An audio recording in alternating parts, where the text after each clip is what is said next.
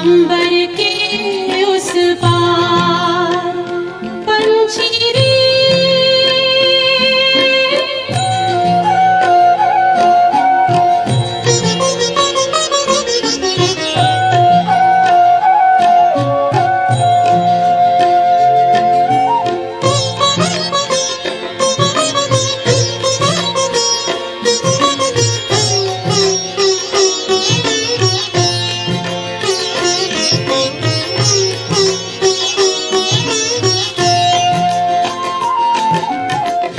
पंचेंद्रिय का छोड़ दे बंधन, तन मन से तू हो जा समर्पण।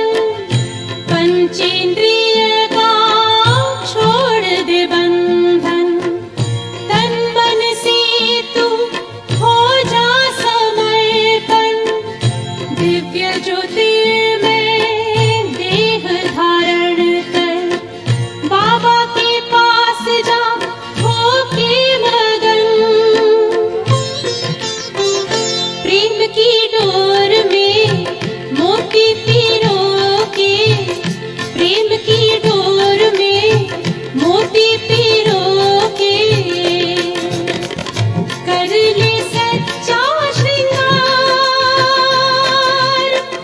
उड़ जा प्यारे वतन में, नीले अंबर के उस पार, नीले अंबर के उस पार पंछी रे।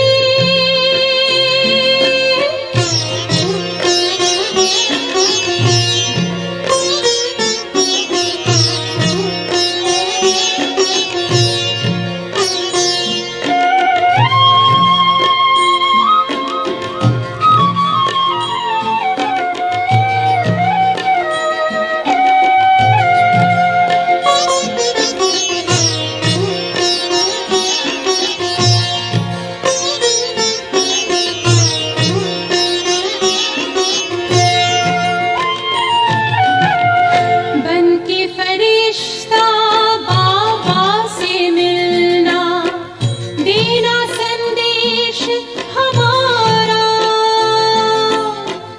बन के फरिश्ता बाबा से मिलना, देना संदेश हमारा।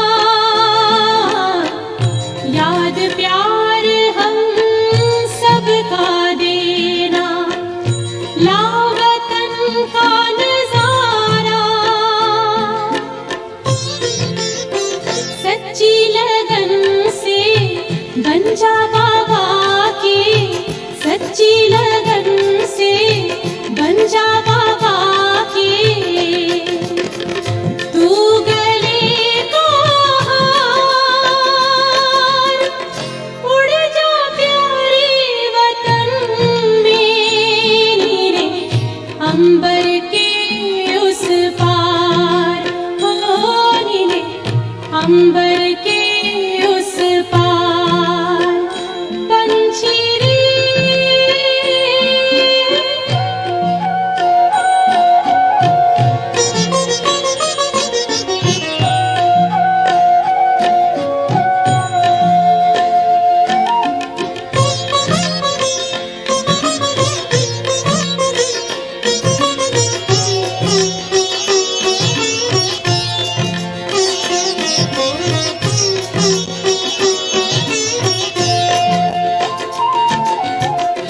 ओ बाबा तुम मात पिता हो, तुम ही हो जग के तारनहार।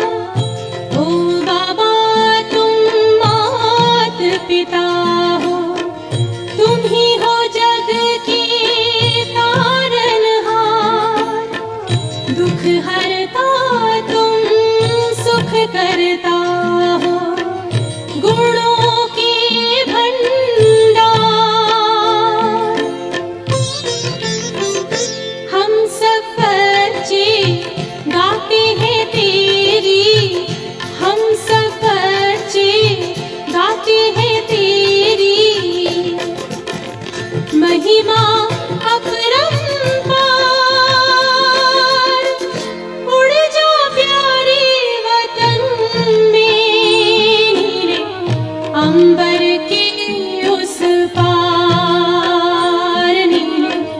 अंबर के उस पार पंछी रे उड़ जा प्यारे वतन में नीले अंबर के उस पार नीले अंबर के उस पार हो नीले अंबर के उस पार नीले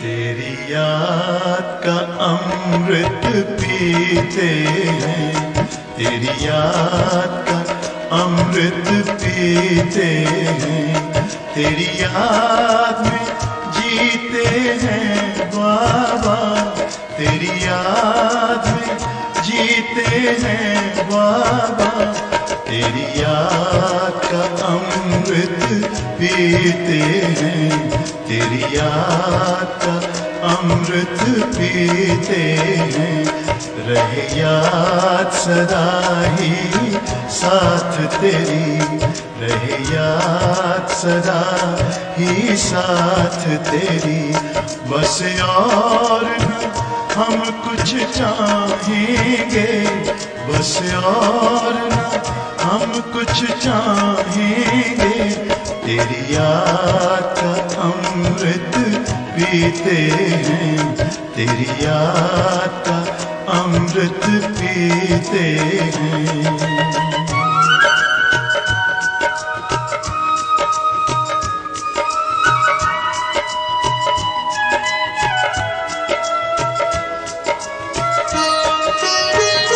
जो पल बीते तेरी यादों में, जो पल बीते तेरी यादों में, वो पल अविनाशी होते हैं, वो पल अविनाशी होते हैं, हर पल को सफल बना देंगे, हर पल को सफल बना देंगे, तेरी याद कभी ना छोड़ेंगे, तेरी याद कभी ना छोड़ेंगे, तेरी याद का अमृत पीते।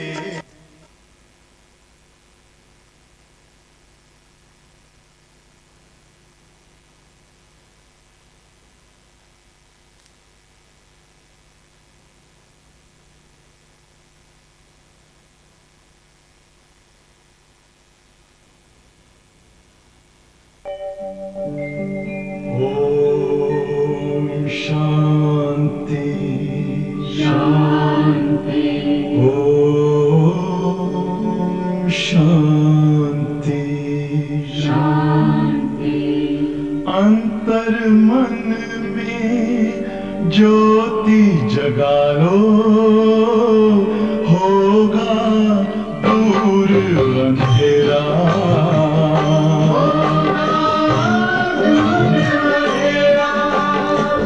शिव का कर लो ध्यान, आ रहा पावन पुण्य सवेरा, पावन पुण्य सवेरा।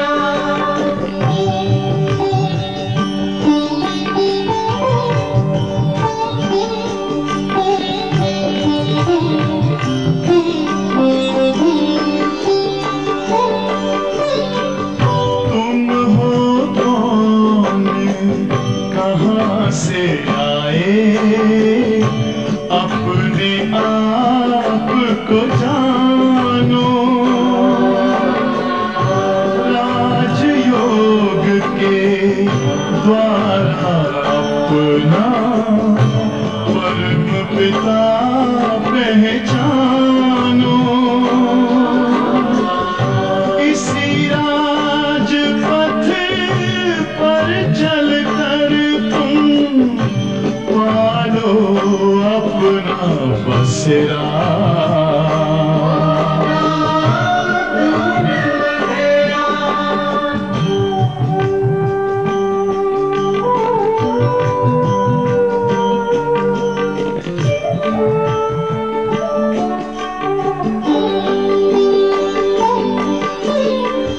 तुम हो आत्मा तन से प्यारे, परमात्मा को प्यारे।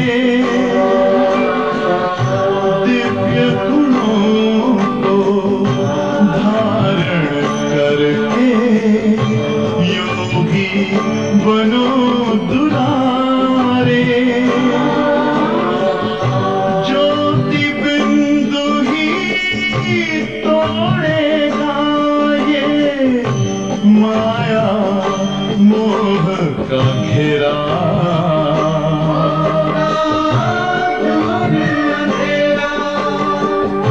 अंतर मन में ज्योति जगा लो, होगा दूर अंधेरा।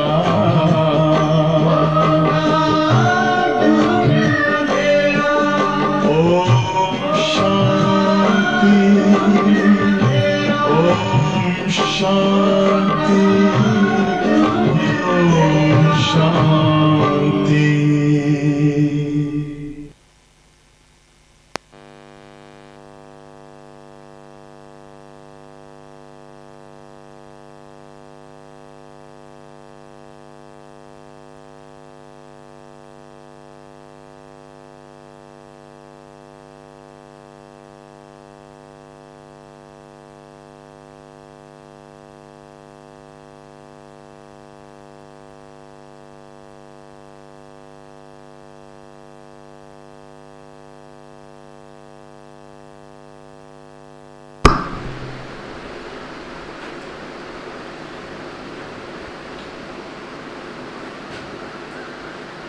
ओम शांति। आज बाबा ने बहुत अच्छी तरह से जीवन के महत्व को बताया है। बाबा कहते ये जो जीवन है वो सच्ची कमाई करने का जीवन है। सारे कल्प में जो भी प्रारब्ध हम पाते हैं वो इस समय की कमाई के आधार पर प्राप्त होता है। वैसे ये कहा जाता कि 21 जन्मों का वर्षा भी संगम युग पर मिलता है, परंतु केवल 21 जन्मों की बात नहीं है, लेकिन सारा ही कल्प हम संगम पर जो कमाई करते हैं उसी आधार पर चलता है। जैसे संसार में भी कहा जाता है कि अगर पढ़ाई के समय हमने अच्छी तरह से पढ़ाई नहीं की तो अच्छा भविष्य नहीं बन सकता। वरना जो जिस समय पुरुषार्थ का समय होता है उस समय गफलत नहीं करनी चाहिए, तो फिर बाकी का जीवन बहुत आराम से व्यतीत होता है। पर जब पुरुषार्थ करने का समय था तब हमारी बुद्धि भटकती रही, हम भटकते रहे, तो फिर आजीवन बहुत मेहनत करनी पड़ती है। तो एक जीवन की बात है, यहाँ तो पूरे 84 जन्मों की बात है।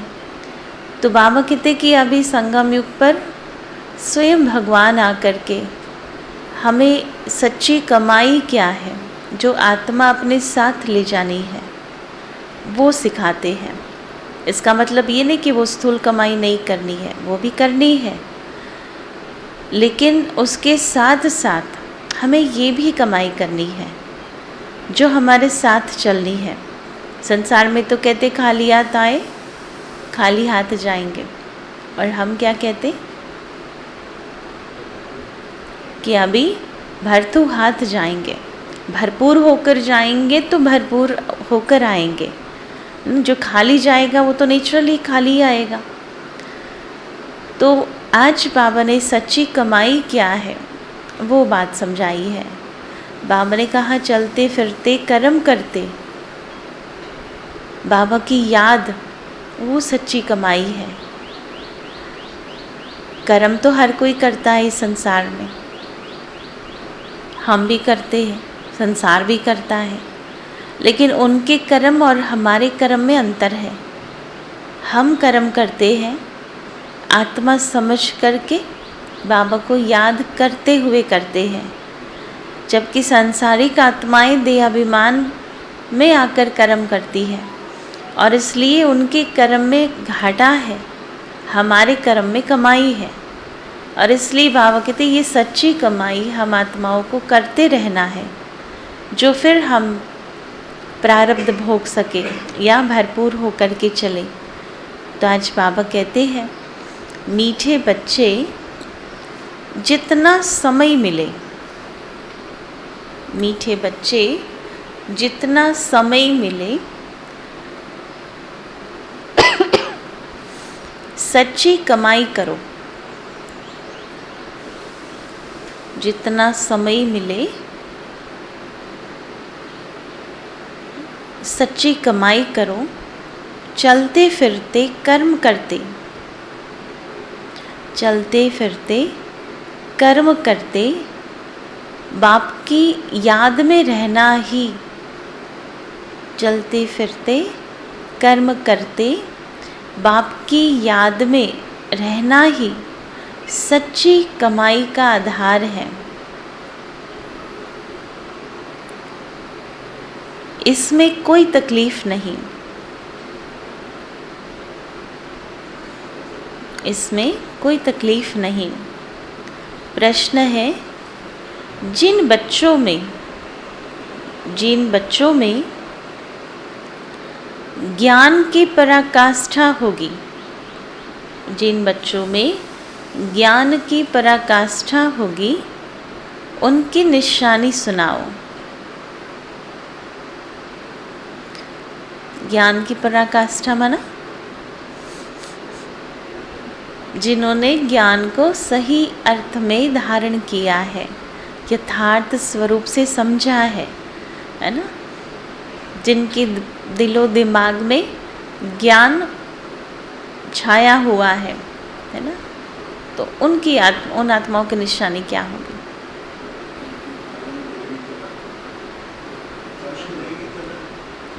देवी चलन होगी, रॉयल चलन होगी, खुशी, सदैव खुशी में रहेंगे, निश्चिंत होंगे और हर्षित मुख होंगे, बहुत मीठे होंगे, कभी कन्फ्यूजन नहीं होगा क्योंकि ज्ञान की क्लैरिटी है। और देही अभिमानी होंगे, ज्ञान सुनाने बिना रह नहीं सकते है ना, जो जिसके पास होता है वो दिए बिना रहता नहीं है। कोई भी बात में हलचल नहीं होगी, बाबा की याद में रहेंगे, सर्विस में तत्पर। देखो बाबा क्या कहते हैं, अचल अडोल स्थिर रहेंगे। जिनमें ज्ञान की पराकाष्ठा होगी, जिनमें ज्ञान की पराकाष्ठा होगी उनकी सब कर्म इंद्रियां शीतल हो जाएंगी।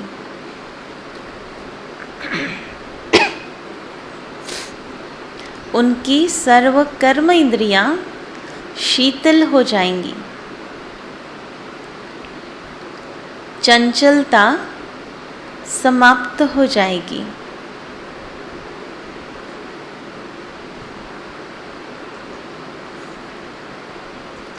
अवस्था एक रस हो जाएगी। अवस्था एक रस हो जाएगी।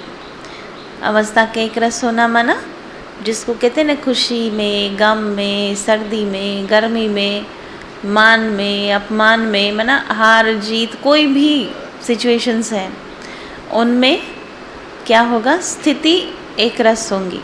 ऐसा नहीं कि किसी ने महिमा की तो बहुत प्रसन्न हो गए, किसी ने इंसल्ट किया तो बहुत दुख की फीलिंग आ गई न, वो बाह्य परिस्थिति कैसी भी हो लेकिन एक रस रहेंगे, मैनर्स सुधरते जाएंगे, मैनर्स सुधरते जाएंगे। दूसरा प्रश्न है, शिव बाबा की याद बुद्धि में, शिव बाबा की याद बुद्धि में यथार्थ नहीं है तो रिजल्ट क्या होगी?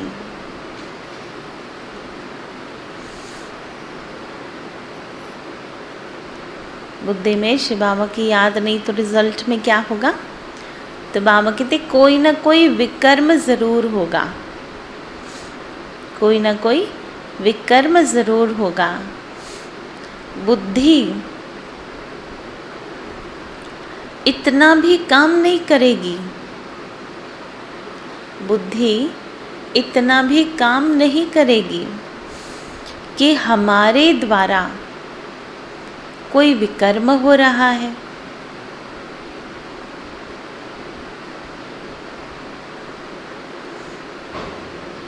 बाप का फरमान, बाप का फरमान न मानने के कारण,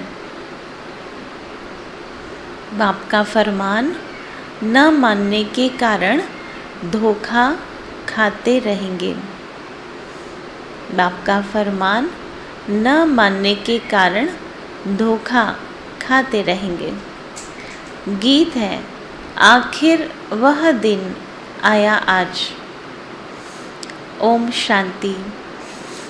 बच्चों को खातरी हो गई है कि बेहद का बाप आया हुआ है।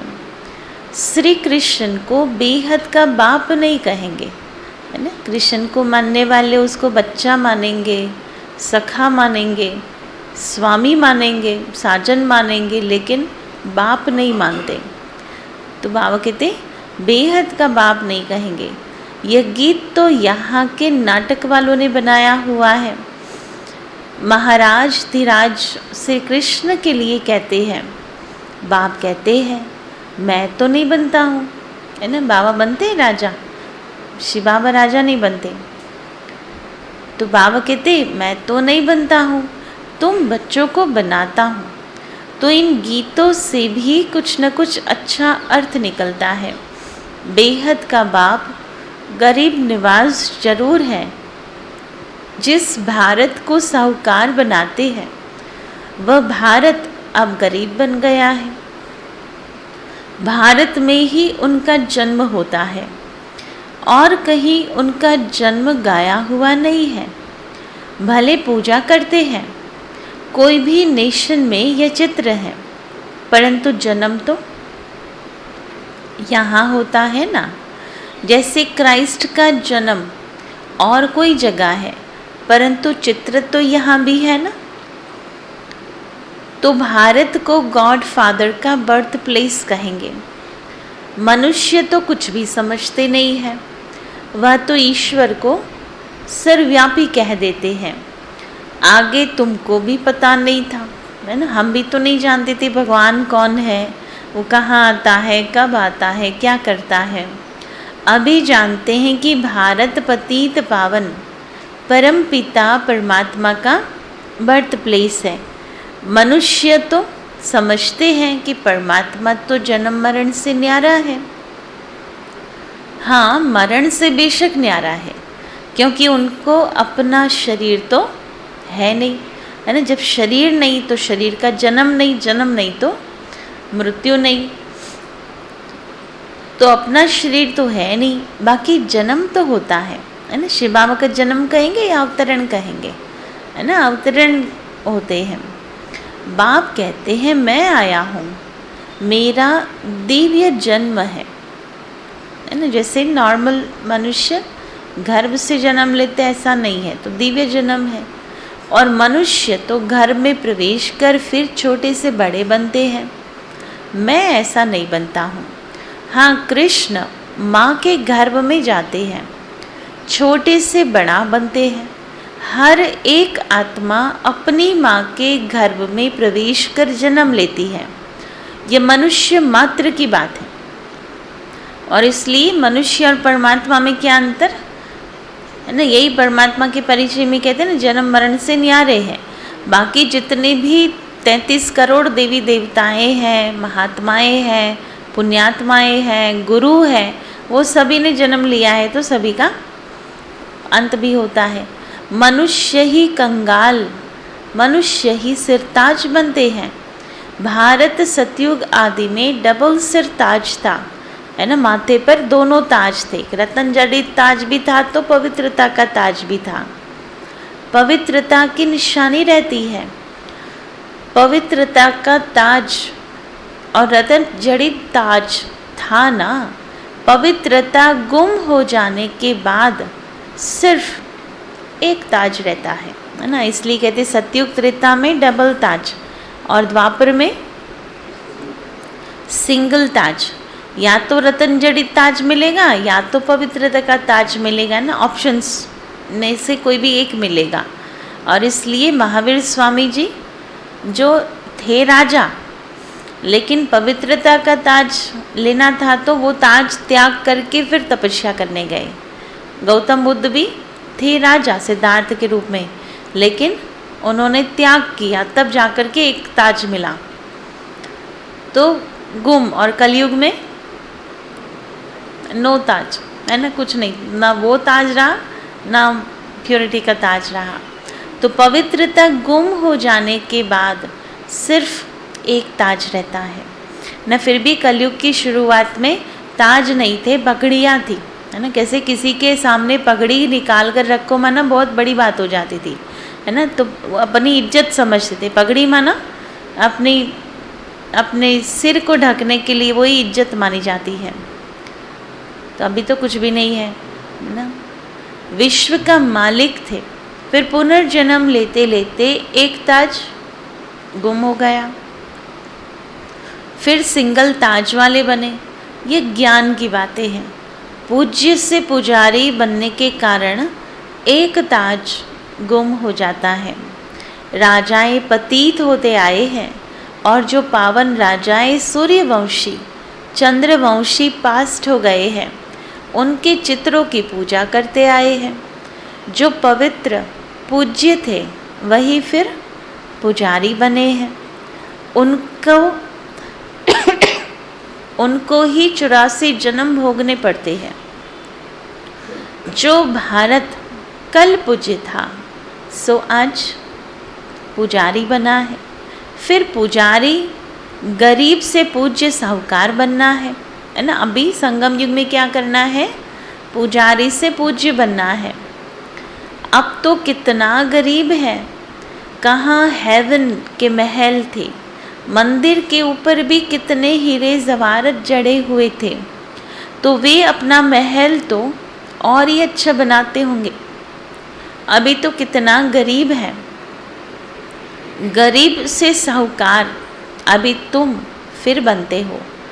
पुरुषार्थ तुम बच्चों को करना है ना। साहूकार बनेंगे, कैसे बनेंगे, अपने पुरुषार्थ से, है ना। किसी का आशीर्वाद नहीं मिल जाएगा कि हमारा कल्याण हो जाएगा, है ना, लेकिन पुरुषार्थ से प्रारब्ध बनानी है।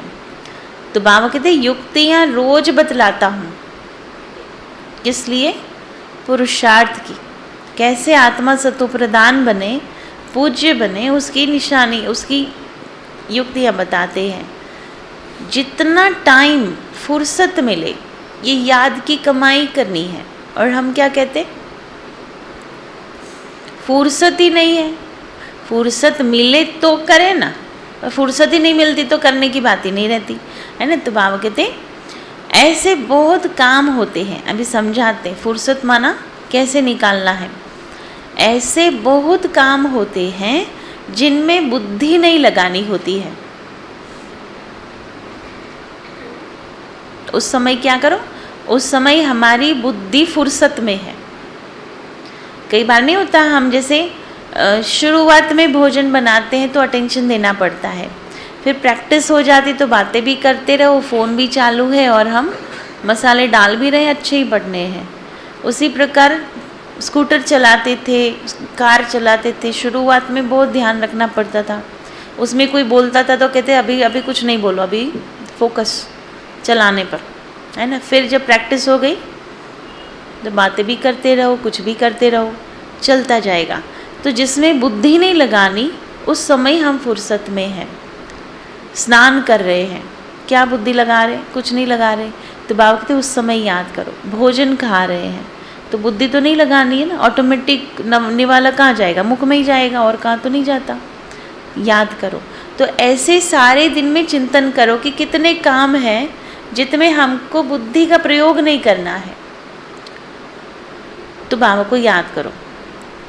तो जिसमें बुद्धि नहीं लगानी होती है, कोई कोई में बुद्धि लगानी पड़ती है, तो जब फुर्सत मिलती है, घूमने फिरने जाते हो तो बाप की याद में रहो, है ना। अभी तो रोज़ कई लोग वॉकिंग करते हैं, तो वॉकिंग करते आप देखेंगे ग्रुप में जाएंगे वॉकिंग करने, ढेर बातें करेंगे। बाबा क्या कहते? अकेले जाओ, अकेले वॉकिंग करो, बाबा की याद में पैदल करो, तो वो भी तो कमाई हो जाएगी। तो घूमने फिरने जाते हो तो बाप की याद में रहो। ये कमाई बहुत करनी है। कितनी करनी है? किसी को 21 पीढ़ी के लिए कमाना हो तो कितनी मेहनत करेगा कि मेरी 21 पीढ़ी कुछ नहीं करे, काम खाती रहे बैठे बैठे। और यहाँ कमाई कितनी करनी है? 84 जन्म हमको कुछ नहीं करना पड़े, ऑटोमेटिक प्रारब्ध चले, तो इतनी कमाई करनी है। ये कमाई बहुत करनी है, यह है सच्ची कमाई। बाकी तो वह है अल्पकाल के लिए झूठी कमाई, थोड़े टाइम के लिए, और वो भी असत्य है। ये शिक्षा तुम बच्चों को अभी ही मिलती है। तुम जानते हो कि हमको बेहद के बाप से बेहद का वर्षा लेना है, इसमें कोई भी तकलीफ नहीं है। घर बार भी नहीं छुड़ाते हैं, सिर्फ कहते हैं बच्चे बेकार में नहीं जाना। इस पर ही अक्सर करके झगड़ा चलता है, और सत्संगों में ऐसे झगड़े थोड़े होते हैं। वहाँ तो जो सुनाया वह सत्य सत्य कहकर चले आते हैं, है ना। बाहर बाकी जो सत्संग चलते हैं, कथा सुनने जाते हैं, तो क्या करेंगे? थोड़ा सा, है ना, झूलेंगे, सत सत करते जाएंगे। सत सत में नहीं झूले तो नींद में झूल कर आएंगे, है ना, झूलते हुए आएंगे, खड़े होकर घर में चले गए। तो यहाँ बाबा कहते ऐसा नहीं है। झगड़ा तो यहाँ होता है, असुरों के विघ्न जरूर पड़ेंगे, अबलाओं पर अत्याचार होते हैं।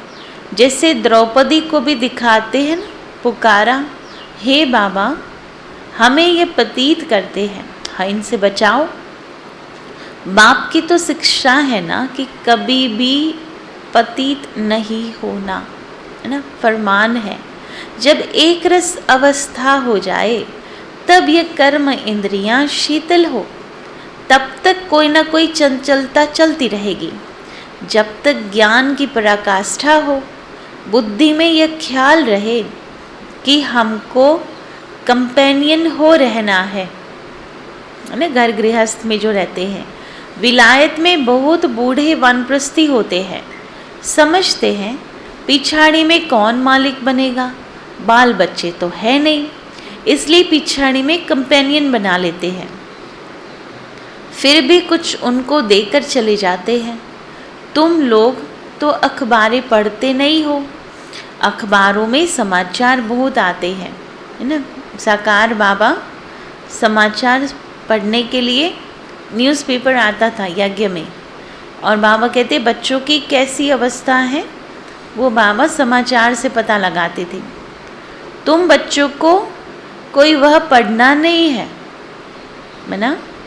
ऐसे नहीं कि बाबा पढ़ते तो हम भी रोज़ पूरा न्यूज़पेपर पढ़ लेवे, है ना। बाबा ये कहते थे कि जो सेवा में निमित्त बच्चे हैं उन बच्चों को जानकारी होनी चाहिए, तो वो बच्चे पढ़ सकते हैं। बाकी जिनको कोई काम नहीं है उनको पढ़ना नहीं चाहिए, है ना। जितना बुद्धि खराब कम करो उतनी अच्छी है, तो बाबा की याद बनी रहेगी। कोई ऐसा न्यूज़ आ जाता है तो योग में भी बैठेंगे तो भी क्या चलता है, वही चलता है ना बातें। और इसलिए है ना, ये हमेशा ध्यान रहे कि जितनी आवश्यकता हो उतना ही समाचार इनफ होता है। बाप तो कहते हैं कि कुछ भी नहीं पढ़ो तो बहुत अच्छा, है ना। इसलिए जब से नवरंगपुरा सेंटर में सेवाएं स्टार्ट हुई है तब से कोई न्यूज़पेपर नहीं आता है ना। हम लोग 1997 में जब आए उस समय न्यूज़पेपर आता था, तो सबसे पहला काम हमने वही किया है ना, न्यूज़पेपर बंद करा ली। तो ना न्यूज़पेपर, ना रेडियो, ना टीवी, किसी भी प्रकार से कहाँ से भी कोई समाचार ही नहीं चाहिए। जितना आवश्यक होगा वो ऐसे ही लोगों से मिल जाता है ना। तो दिमाग नहीं बिगाड़ना है उन बातों पर। तो बाबा कहते जो कुछ भी पढ़े हो ना वह भूल जाओ है ना। सारा पढ़ो फिर डिलीट मारो, उससे अच्छा है कि अंदर भरो ही नहीं। हमको बाप ऐसा पढ़ाते हैं जो हम सच्ची कमाई कर विश्व के मालिक बन जाते हैं है ना। हम लोग शुरुआत में जब कोर्स करते थे तो हमको ये बताया जाता था कि उठ करके रावण का न्यूज़पेपर पढ़ना चाहिए या राम का पढ़ना चाहिए है ना। बाबा की मुरली है राम का न्यूज़पेपर, वो भी तो संसार समाचार, केवल इस हद का अहमदाबाद का समाचार नहीं आता बाबा की मुरली में, लेकिन कौन सा आता, पूरे वर्ल्ड का है ना, तीनों लोगों का समाचार बाबा दे देते हैं।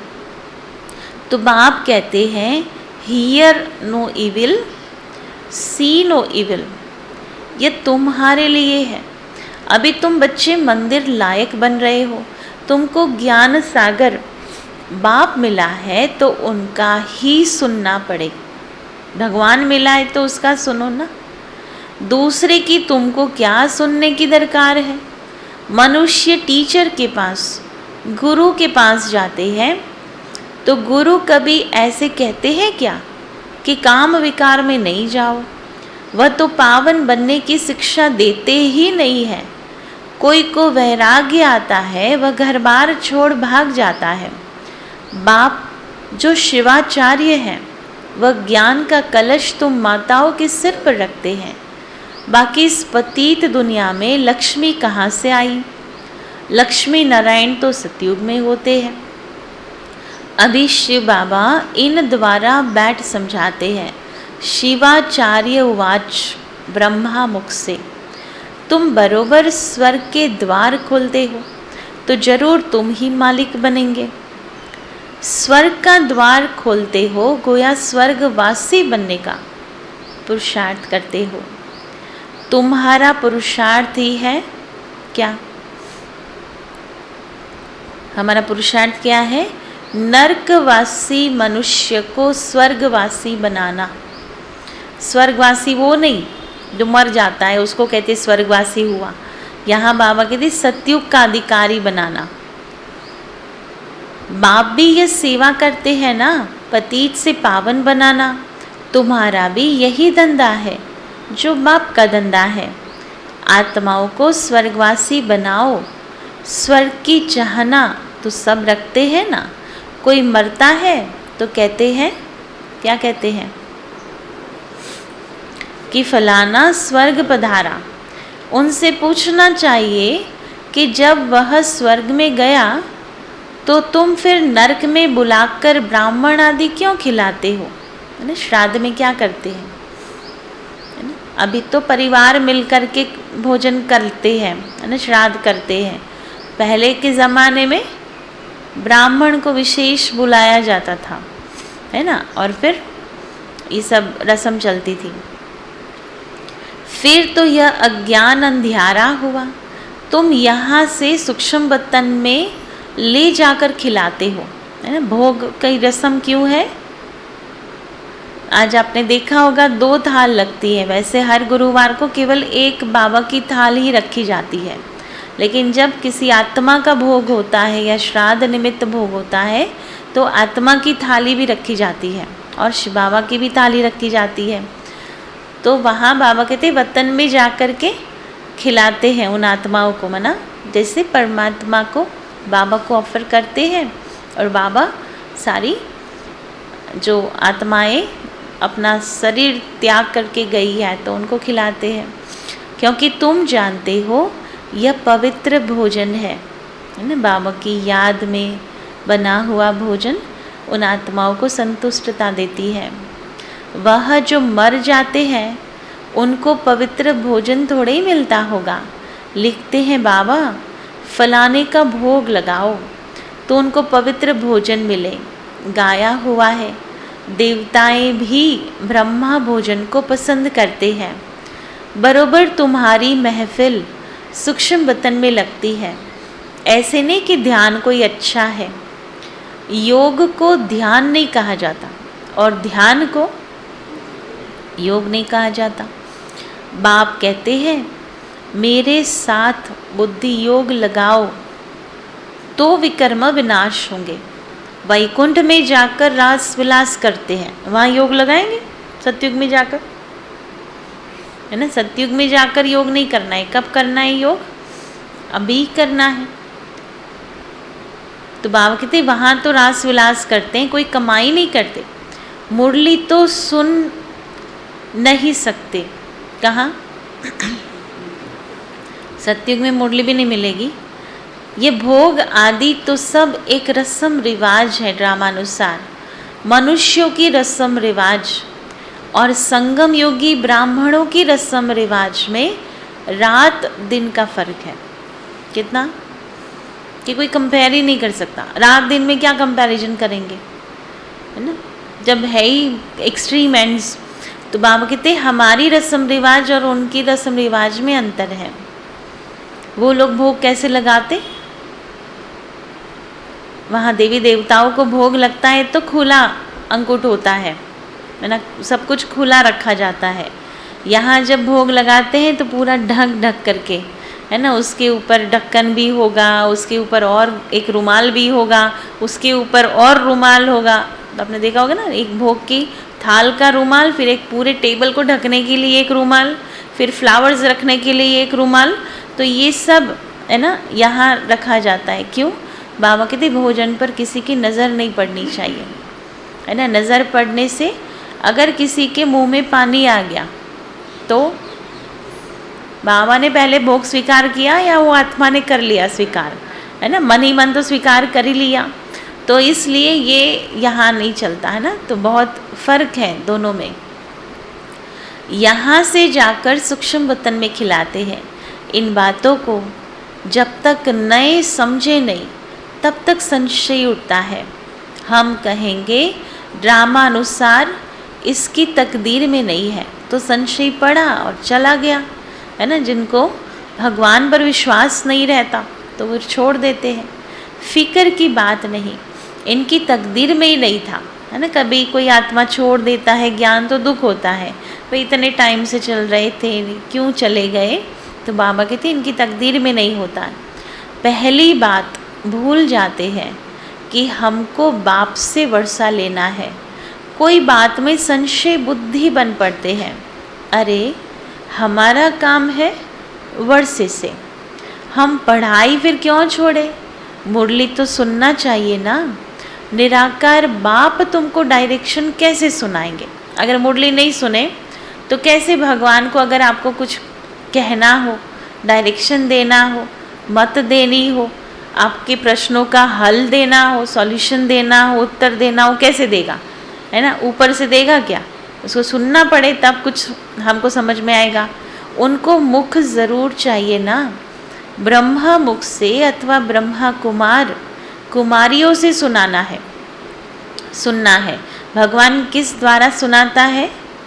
मुरली के माध्यम से सुनाता है या उनके बच्चों के माध्यम से सुनाता है। कोई बाहर में दूर चले जाते हैं, मुरली भी नहीं मिल सकती है, तो बाप कहते कोई हर्जा नहीं। विदेश चले गए, मान लो उस समय तो सेवा केंद्र ही नहीं होते थे, है ना? तो बाबा कहते दूर चले गए तो मुरली नहीं मिलती, कोई बात नहीं, तुम याद में तो रह सकते हो ना। और स्वदर्शन चक्र फिराते रहो। ये बाप की श्रीमत मिली हुई है। कहाँ भी हो तुम लड़ाई के मैदान में हो। किसके साथ लड़ाई है? माया के साथ।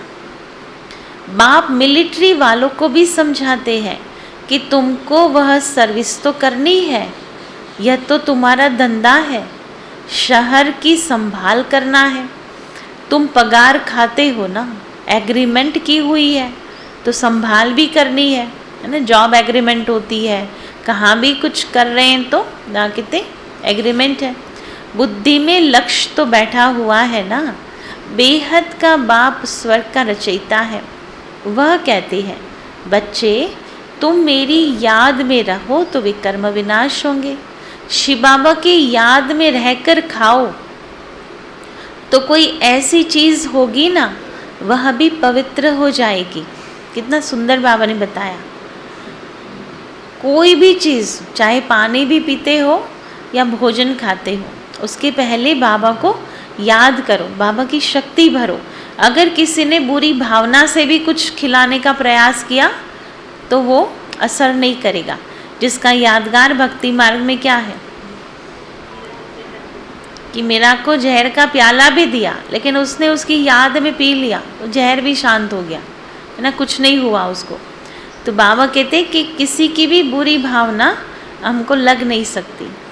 जितना हो सके परहेज भी रखनी है।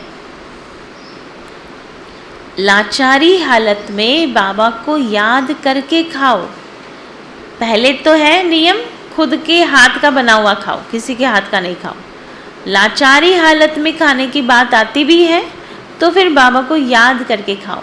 इसमें ही मेहनत है। ज्ञान को युद्ध नहीं कहा जाता, याद में ही युद्ध होती है।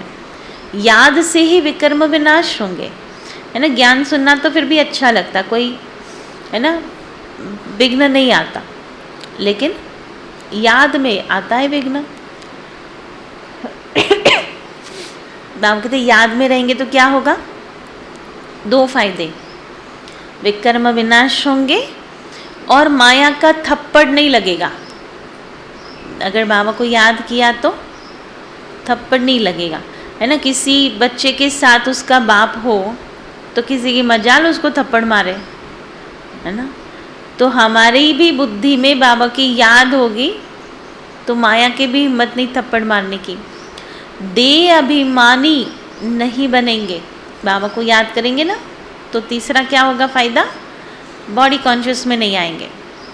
तुम अपने को आत्मा समझो, तुम शरीर को याद करते रहते हो, आत्मा को भूल गए हो। इसलिए पूछा जाता है आत्मा का बाप कौन है, उनको जानते हो? उनका नाम रूप देश काल लिखो। उनमें भी वैरायटी लिखते हैं। कोई लिखते हैं आत्मा का बाप हनुमान है, क्या लिखेंगे, जो जिसको मानता होगा ना, तो आत्मा का बाप हनुमान है। कोई क्या लिखते, कितना ज्ञान है, तो फिर समझाया जाता है आत्मा तो है निराकार। बाप कौन हो सकता, जैसा बाप वैसा बच्चा, है ना। वो बाप है तो हम अलग क्यों है, फिर वही बन होने चाहिए। आत्मा तो है निराकार, तुम्हारा गुरु तो साकार है। निराकार का बाप साकार कैसे हो सकता है, समझाने की प्रैक्टिस पर सारा मदार है। जो जिस अच्छाई से समझा सकता है ना, वो प्रैक्टिस के आधार पर है। और साथ में मैनर्स भी बहुत अच्छी चाहिए। आप देखो कोई बहुत अच्छी अच्छी ज्ञान की बातें सुनाए और एक बार उनको गुस्सा करते देख लो, फिर क्या होगा उस ज्ञान का। फिर कितनी भी अच्छी बातें सुनाए अपील नहीं करेगी, क्योंकि हमें पता है कि ये है कैसा। तो मैनर्स भी अच्छी चाहिए, ऐसे नहीं कि जो भी मन में आया है ना हमने कर लिया। बहुत अच्छे अच्छे बोलने वाले हैं, दूसरे को तीर अच्छा लगाते हैं और खुद में मैनर्स न होने के कारण उन्नति होती नहीं। याद बहुत अच्छी चाहिए। कोई तो ज्ञान बहुत अच्छा सुनाते हैं और योग कुछ भी नहीं, तो किसका तीर लगेगा। बाबा ने दो प्रकार के लोग बताए। ब्राह्मण बहुत अच्छा ज्ञान सुनाते हैं, लेकिन एक तो याद नहीं, तो भी ज्ञान ज़ीरो, और कोई बहुत अच्छा ज्ञान सुनाता है लेकिन मैनर्स नहीं है, तो भी ज़ीरो। तो केवल ज्ञान पर्याप्त नहीं है, मैनर्स भी अच्छे चाहिए, है ना। रिस्पेक्ट भी देना है, अहंकार में भी नहीं आना है, और बाबा को याद भी करना है। ऐसे नहीं कि योग बिगर ज्ञान की धारणा नहीं हो सकती है, धारणा तो हो जाती है। समझो किसको हिस्ट्री ज्योग्राफी सुनाते हैं, वह तो जट बुद्धि में बैठ जाएगा ना, बाबा की याद का कुछ भी बुद्धि में नहीं होगा। मांस मदिरा भी खाते होंगे, यह तो एक कहानी है, वह याद पड़ना तो सहज है ना, है ना। किसी को स्टोरी सुनाओ ड्रामा की, तो वो तो किसी को भी सुना सकता, हम कहते हैं आप सुनाओ। और कोई बहुत अच्छे भाषा पर प्रभुत्व होता है, बहुत अच्छी तरह से इंटरेस्टिंगली कोई सुना सकता है तो सुना भी देवे, लेकिन साथ में खाने पीने की भी परहेज नहीं है। तो बाबा कहते हिस्ट्री ज्योग्राफी तो कोई भी सुना सकता है, याद की बात ही नहीं है उसमें, पवित्रता की भी बात नहीं। कोई अच्छा ज्ञान सुनाने वाला योगी है, पवित्र है, मैनर्स वाला है, ये ज़रूरी नहीं है। इसलिए बाबा कहते किसी के भी ज्ञान से प्रभावित नहीं होना चाहिए, वो कर्म क्या करता है वो इम्पोर्टेंट है, समझे। और इसलिए हमें भी क्या चेक करना है अपना, हम कितना अच्छा ज्ञान सुनाते ये इम्पोर्टेंट नहीं है, लेकिन हमारा जीवन कैसा है। इसलिए गांधी जी क्या कहते थे, मेरा जीवन ही मेरा संदेश है ना। ज्ञान सुनाने की बात नहीं होती है, आपका लाइफ, आपका जीवन बोलना चाहिए, व्यवहार बोलना चाहिए। ऐसे भी बहुत है शिव बाबा को याद ही नहीं करते तो विकर्म विनाश नहीं होते। हमारे वहाँ एक बहन आई थी, बहुत पढ़ी लिखी, उसकी बहुत सारी डिग्रियाँ भी थी, बहुत पुरानी बात है। कहते मेरे को दीदी सारी मुरलियाँ दे दो, मैं सभी एक साथ पढ़ लूँगी और फिर आपके जैसा मैं भी कोर्स कराऊंगी, आपको हेल्प करेंगी, आपकी सेवा करूंगी। मैंने बोला सेवा उससे नहीं होती, जीवन से होती है। एक धारणा युक्त बहन 5 मिनट भी ज्ञान बोलेगी, सामने वाले को तीर लगेगा। और बहुत बुद्धिशाली बहन 2 घंटा ज्ञान सुनाएंगी, सामने वाले को कुछ असर नहीं होगा। तो ये नहीं है कि वो सुना क्या रहे ना, बहुत अच्छी अच्छी स्टोरी सुनाए, बहुत अच्छे अच्छे कोटेशन सुनाए, वो नहीं। इसलिए दादियाँ भरी सभा में 5 मिनट बोलती थी, लेकिन है ना लोगों को आर पार कर देती थी, वरना तीर लगता था दादियों का। तो और ही जास्ती विकर्म करते रहते हैं, इतना भी बुद्धि काम नहीं करती कि यह विकर्म है ना। केवल ज्ञान का नशा चढ़ जाता ना तो उनको ये भी ध्यान नहीं रहता कि हम कुछ गलती करते हैं, विकर्म होता है, या हमारे चाल चलन व्यवहार से किसी को ठेस पहुंच रही है, वो भी समझ में नहीं आता। तो बाबा कहते हैं फरमान न मानना यह बड़े ते बड़ा पाप है। क्या नहीं मानना? फरमान नहीं मानना। शिव बाबा का फरमान है ना, यह करो, उनका फरमान नहीं मानेंगे तो बड़ा धोखा खाएंगे। बाकी हिस्ट्री ज्योग्राफी सुनाना तो बड़ा सहज है, बाबा ने समझाया है, तुम स्कूलों में भी जाकर समझा सकते हो। यह तुम हद की हिस्ट्री ज्योग्राफी पढ़ते हो, बेहद की तो तुम पढ़ते नहीं हो। लक्ष्मी नारायण का राज्य बताओ कहाँ गया? सूर्यवंशी चंद्रवंशी डिनाइस्टी जो चली वह फिर कहाँ गई? उनका राज्य किसने छीना, किसने चढ़ाई की? तुम बच्चे ही जानते हो कि यह चक्र कैसे फिरता है, या किसी को भी समझाओ तो 7 रोज में बुद्धि में आ जाएगा, परंतु मैनर्स नहीं है। ऐसे नहीं कि विकार में जाने से हिस्ट्री ज्योग्राफी को भूल जाएंगे, वो तो याद तो रहेगा ना कि सतयुग त्रेता द्वापर कलयुग में है ना कितना समय था। सारी बात योग की मुख्य है, योग में ही माया धोखा देती है। तुमको सर्वगुण संपन्न यहाँ ही बनना है। कहाँ बनना है? सर्वगुणों में संपन्न है ना, यहाँ बनना है। कई प्रतिज्ञा करके भी ठहर नहीं सकते हैं, माया बड़ी प्रबल है ना। बाप को पूरा याद ही नहीं करते हैं तो विकर्म विनाश नहीं होते हैं, और ही डबल विकर्म करते रहते हैं। उनको पता भी नहीं पड़ता और कहने से समझ नहीं सकते। एक तो खुद का रियलाइजेशन है नहीं, अगर कोई उसको बताने जाए कि ये गलती है तो वो मानेंगे भी नहीं, समझेंगे भी नहीं। तुम बच्चे जानते हो कि बाप गरीब निवाज रहम दिल है। हम बच्चों को खास और सबको आम समझाते रहते हैं। इन पर्टिकुलर, खास हम सुखधाम में जाते हैं, इन जनरल मुक्तिधाम में जाते हैं। हम किस लिस्ट में आते हैं, है ना? हम इन पर्टिकुलर वाले लिस्ट में है ना? खास हम जाते हैं सतयुग में। सतयुग में बरोबर इन लक्ष्मी नारायण का ही राज्य था। फिर चंद्रवंशी, उसके बाद इस्लामी, बौद्धि आदि आए हैं। वह आदि सनातन धर्म गुम हो गया। वड का झाड़ कलकत्ते में जाकर देखो, फाउंडेशन है ही नहीं, सारा झाड़ खड़ा है। यह भी ऐसे है, अब फिर से स्थापना हो रही है। अच्छा, मीठे मीठे सिकिलधे बच्चों प्रति माता पिता बाप दादा का याद प्यार और गुड मॉर्निंग। रूहानी बाप की रूहानी बच्चों को नमस्ते। रूहानी बच्चों की रूहानी बाप दादा को याद प्यार, गुड मॉर्निंग और नमस्ते। तो क्या करेंगे? धारण, सच्ची कमाई में लग जाना है ना? बैलेंस करो। बाबा कहते वो भले अल्पकालीन जूठी कमाई है, वो भी करनी है, लेकिन इस पर से अटेंशन हलना नहीं चाहिए। और हाँ, पढ़ा हुआ भूल जाओ और पढ़ने की ज़रूरत भी नहीं है, कुछ सुनना भी नहीं है। सुनना भी किससे है? एक बाबा से सुनना है। और बुद्धि योग लगाएंगे शिव बाबा से तो विकर्म विनाश होंगे। फिर क्या होगा? मैनर्स बहुत अच्छे होंगे। फिर क्या होगा? देह अभिमानी नहीं होंगे। फिर क्या होगा? माया चमाट नहीं मारेगी। आज लिखना, योग से कितने फायदे होते हैं। अगर हम याद में रहते हैं तो कमाई भी होंगी, बाकी सारे नुकसान भी नहीं होंगे। और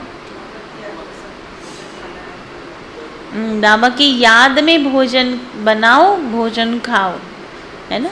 और याद इम्पॉर्टेंट है, ज्ञान इतना इम्पॉर्टेंट नहीं है। हाँ, बाबा ने कहा ना, पुरुषार्थ एक ही करना है, नरकवासियों को स्वर्गवासी बनाना। Hear no evil, see no evil. आज बाबा ने कहा ना, समाचार सुनने की ज़रूरत भी नहीं है, पढ़ने की ज़रूरत भी नहीं है।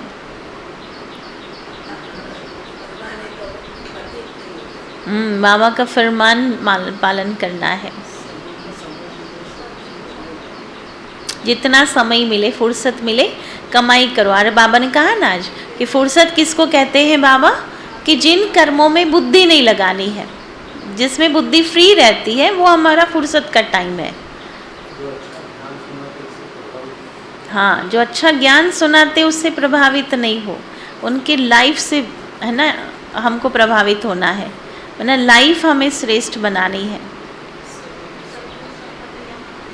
सर्वगुण संपन्न यहाँ ही बनना है।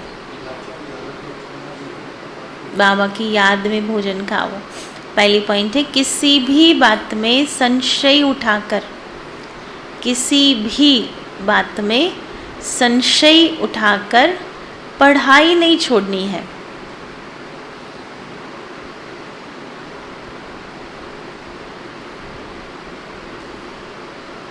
बाप और वर्षे को याद करना है।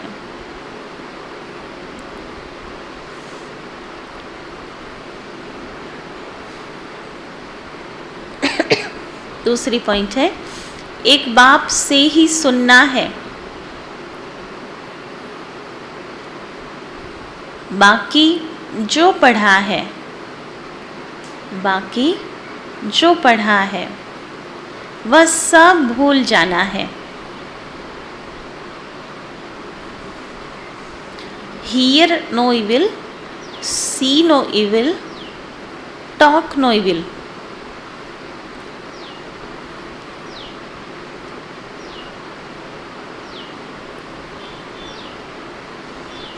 वरदान है, बाप की छत्र छाया के नीचे रहा, बाप की छत्र छाया के नीचे रहा, माया की छाया से बचने वाले, माया की छाया से बचने वाले, सदा खुश और बेफिक्र भव, सदा खुश और बेफिक्र भव। विस्तार है, माया की छाया से बचने का साधन है बाप की छत्र छाया।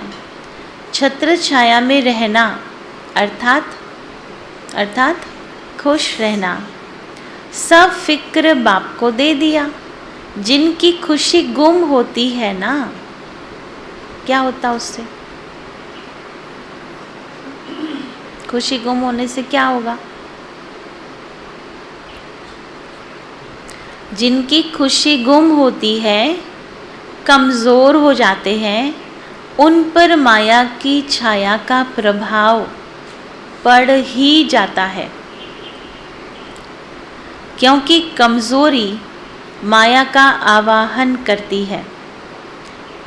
कमज़ोरी माना कोई लंबी चौड़ी कमज़ोरी नहीं, एक कमज़ोर संकल्प, एक ही संकल्प, वो ही माया का गेट खोल देता है ना।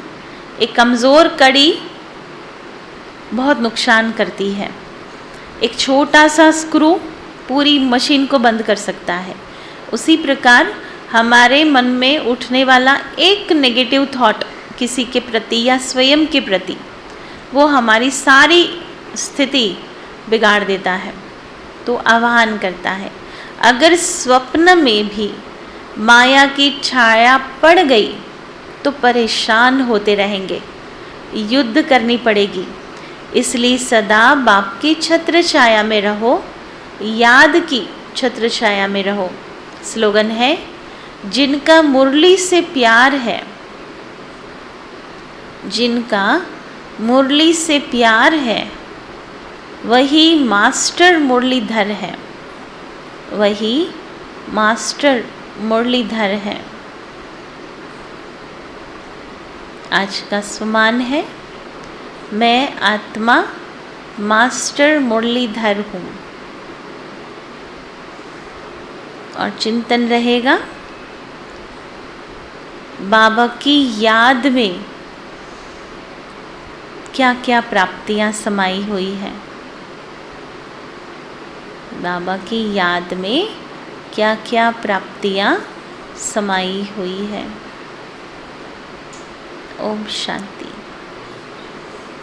बाकी तो आज सभी आत्माएं जिनके प्रति श्राद्ध का हमने भोग लगाया, तो अभी योग में वही संकल्प करेंगे कि जो भी आत्माएं जहाँ भी हैं, बहुत संतुष्ट रहे, खुश रहे, शक्तिशाली रहे और बाबा का ज्ञान प्राप्त करें, है ना। कहाँ भी है ना, शुभ भावना तो यही रखेंगे उनके प्रति।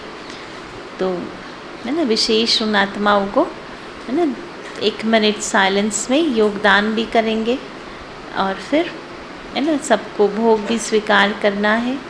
और साथ में जिन आत्माओं ने भोग लगाया है, ऑलमोस्ट सभी ने लगाया है, तो सबको भोग भी घर के लिए लेके जाना है। ओम शांति।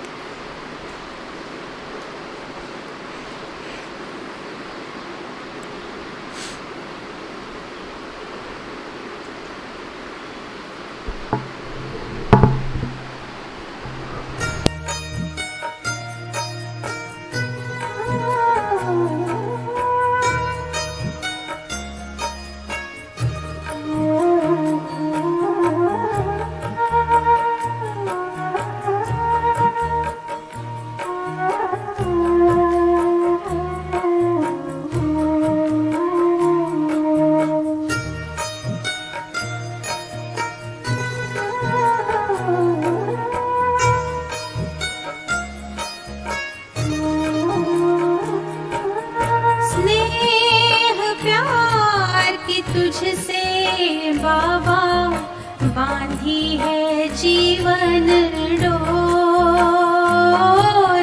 बांधी है जीवन डोर। दिल मेरा लगा ही रहता हर पल तेरी ओर, हर पल तेरी ओर। स्नेह प्यार की तुझसे बाबा बांधी है जीवन डोर। जीवन डोर।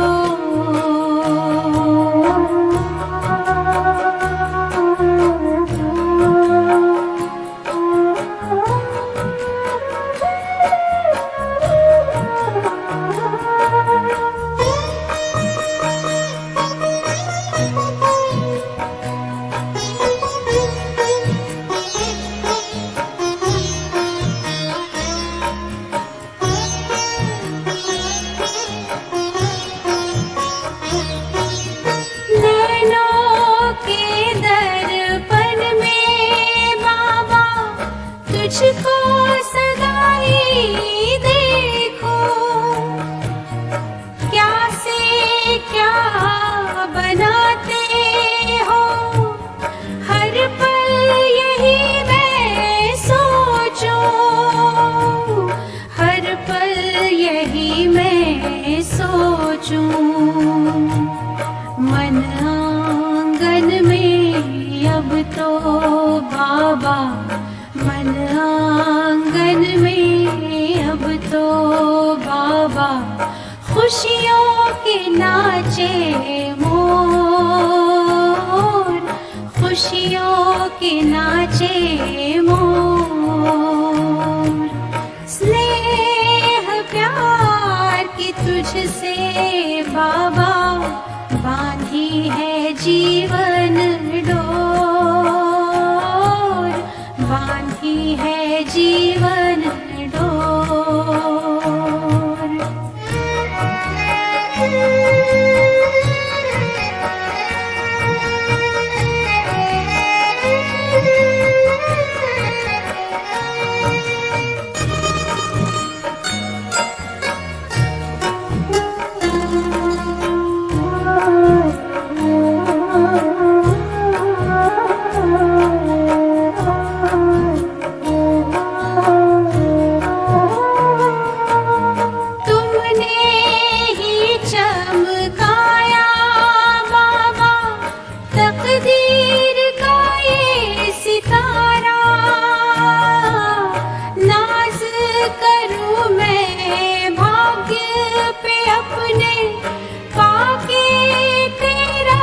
सहारा पाके तेरा सहारा, तेरी निगाहों में हमने देखी, तेरी निगाहों में हमने देखी स्वर्णिम युग की भोर, स्वर्णिम युग की भोर। स्नेह प्यार की तुझसे